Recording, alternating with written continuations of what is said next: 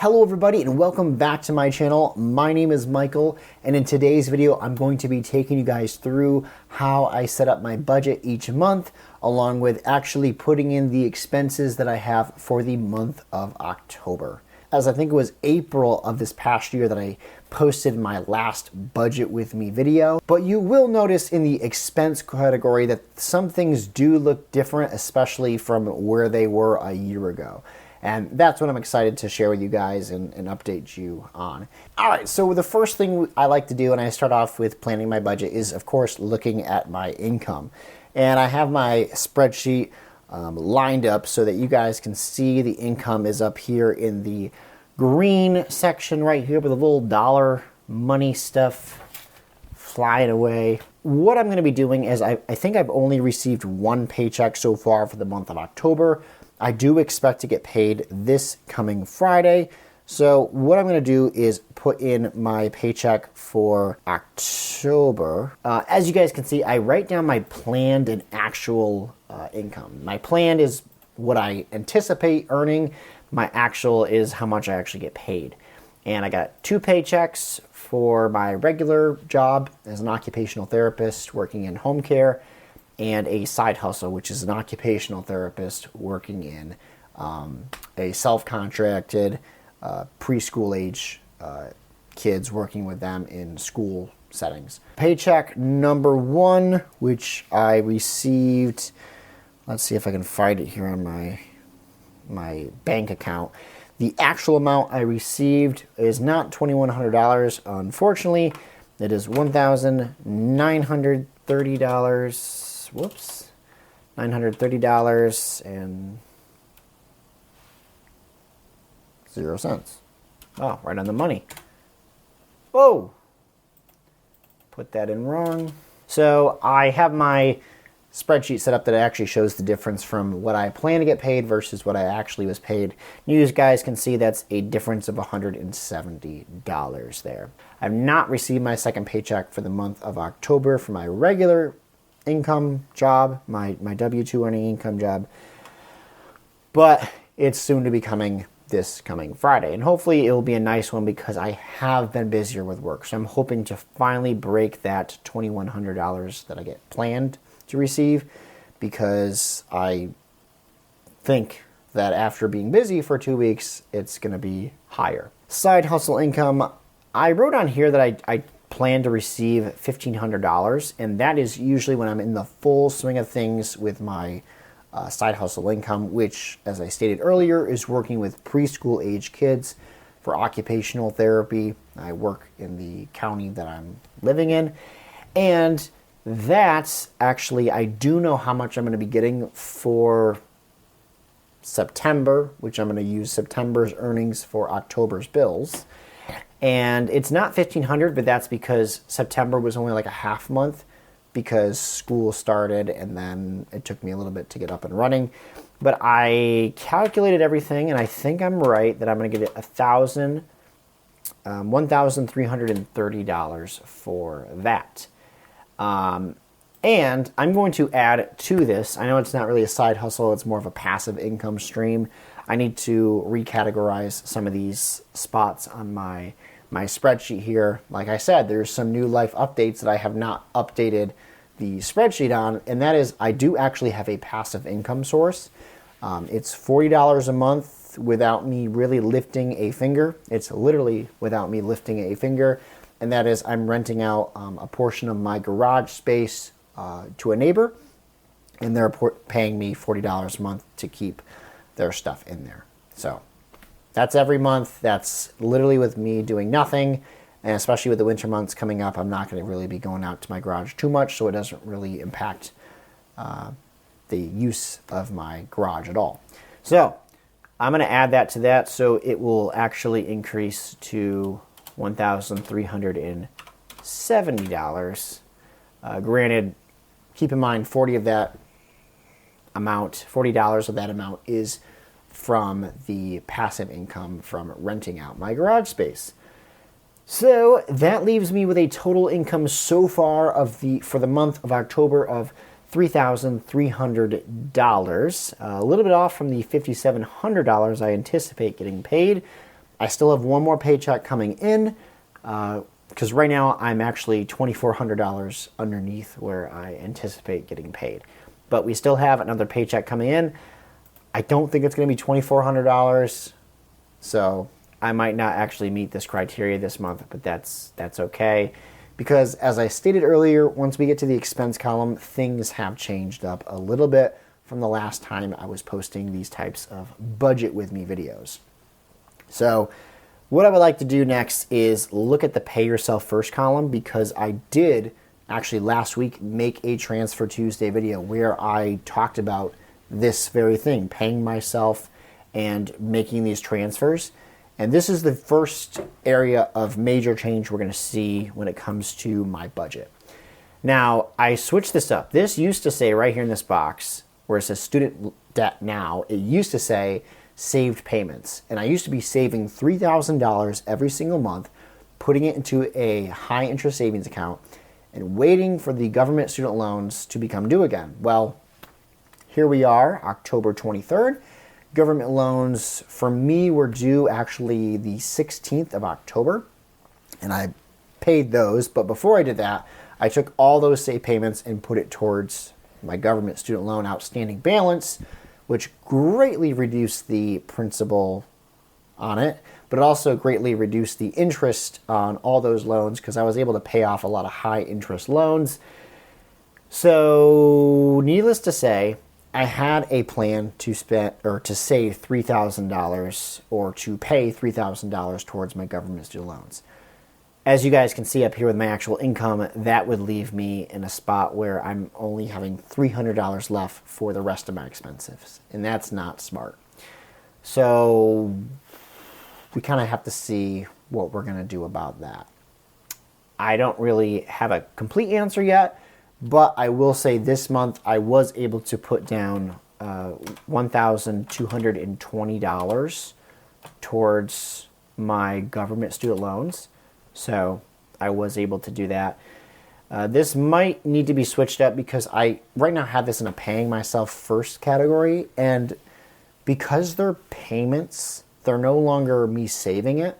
Because this is an actual payment, it's a bill that's due. I think I might need to remove this from my pay myself first category, because I'm not saving it. It's not gaining interest. It's actually decreasing interest. So if we're looking at it from that sense that it's getting rid of debt, it's going to be helping me financially in the long run, then sure, yes. But in all reality, this is another bill that I need to pay, and I might need to swap things up with my chart here. So we'll just leave that for right now. Roth IRA, the next item on here. That's a investment account that I have with M1 Finance. I was able to contribute $200 towards that. Vacation. Okay, so I did not contribute towards vacation this month, but I did contribute. No, I'm sorry. I did contribute towards vacation this month, $50 in that. I did not contribute towards my Christmas sinking fund because I took money out of that. So Christmas got nothing this month, but family sinking fund got $50. So that brings me up to a total amount of paying myself first of $1,520, though that can be up for debate because $1,220 of that was actually just going towards my student loan bill. Although I did pay over $1,000 extra on top of that bill to get rid of another loan that was a high interest loan. So depends on how you look at things. I might actually be just, like I said, reworking some of these things on the spreadsheet should I want to continue doing a budget with me for you guys.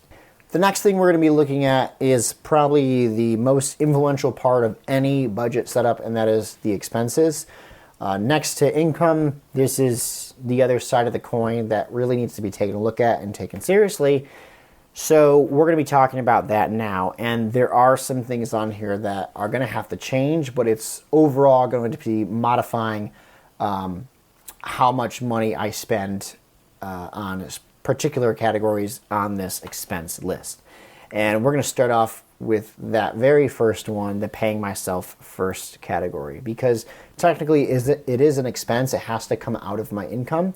And as you guys can see, it used to be $3,350. That was with $3,000 towards saved payments with student loans, plus my Roth IRA, plus my sinking funds. But because I'm not doing $3,000 right now, at least that's not feasible for this month, and I don't know if it'll be feasible for the coming months, which I know impacts my deadline for getting rid of all my student loan debt. I get it. But just for right now, I need to probably change up what this is going to be. So what I'm going to do is just take the total amount that I just stated was, $1,520 that I've currently paid myself or used to pay off government student loans and all that stuff, and I'm going to put it right here. At this point in time in the process of recording and sharing with you guys for the month of October, my bills, expenses, income, I don't anticipate paying any more towards my government student loans, so this amount of money is going to stay here. So I don't need to pay more because I've already paid the amount that's due. I paid extra, so never mind this $3,000 amount over here, because that was my dog. I don't know what he's growling at. We're going to move on now to the mortgage amount, which this doesn't change. It's the same each and every month.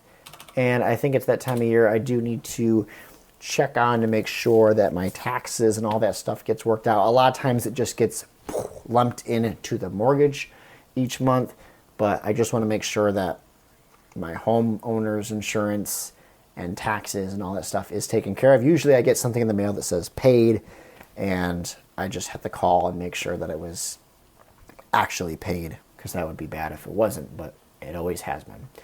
Moving on to more practical expenses. This is the stuff that sometimes is the hardest part of setting up a budget, because for groceries, this item next on the list that I usually budget $360 for, this is something that is constantly changing in our household. And there's only two of us, because my wife might want to try a new diet. I might go to the store more often that week to buy snacks. It's constantly changing.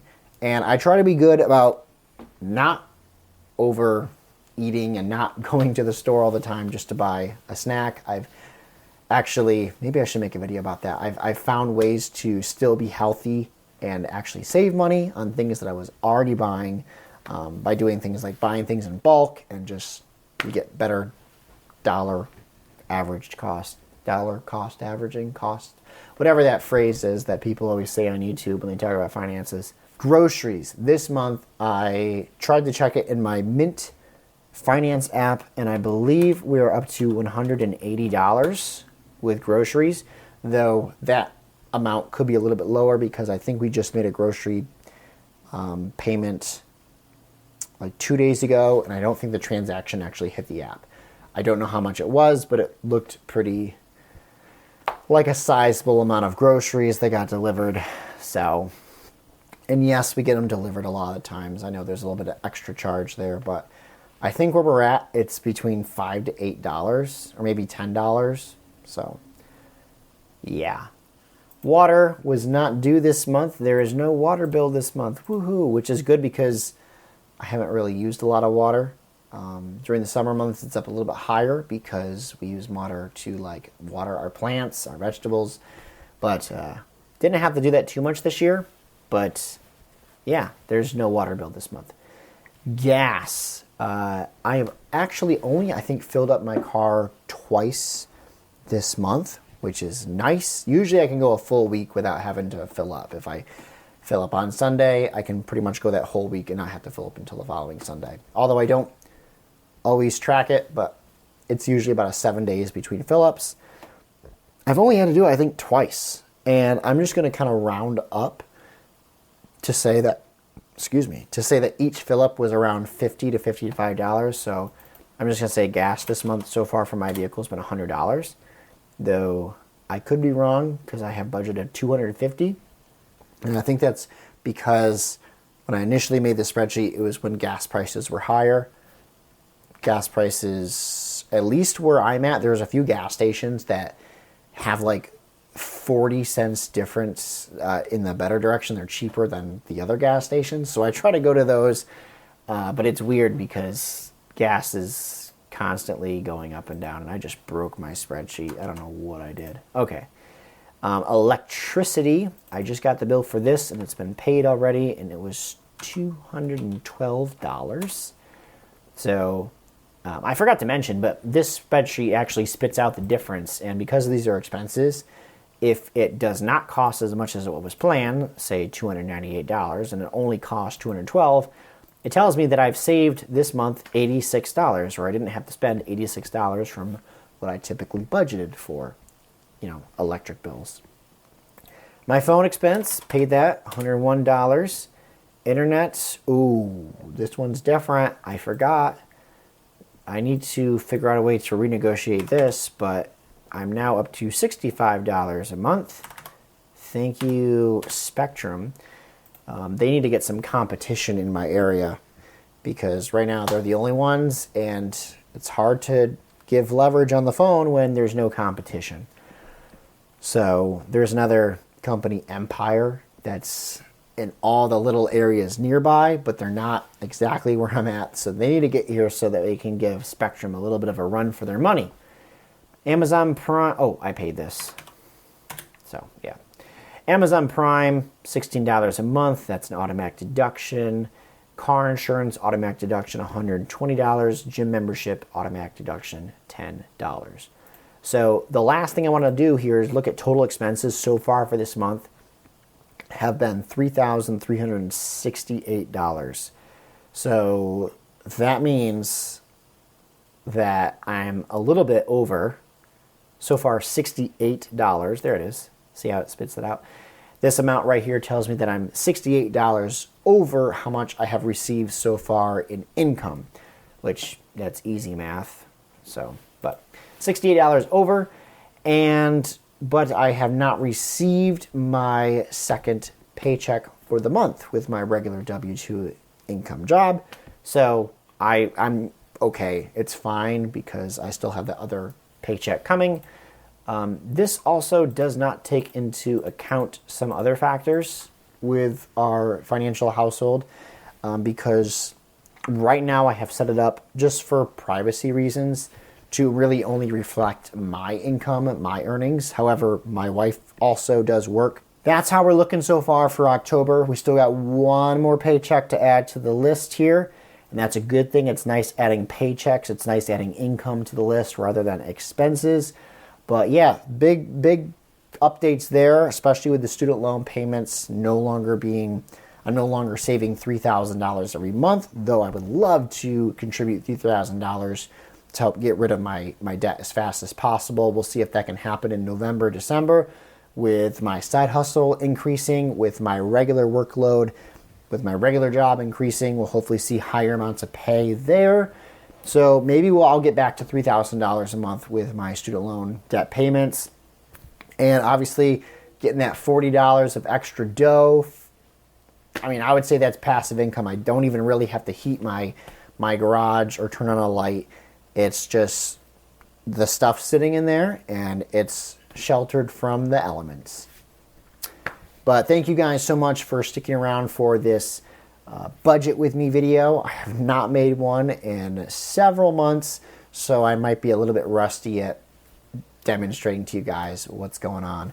But thank you so much for tuning in. Be sure to check out my other videos that I will link to or display somewhere here on the screen so you can see the rest of my progress of getting out of $140,000 worth of student loan debt.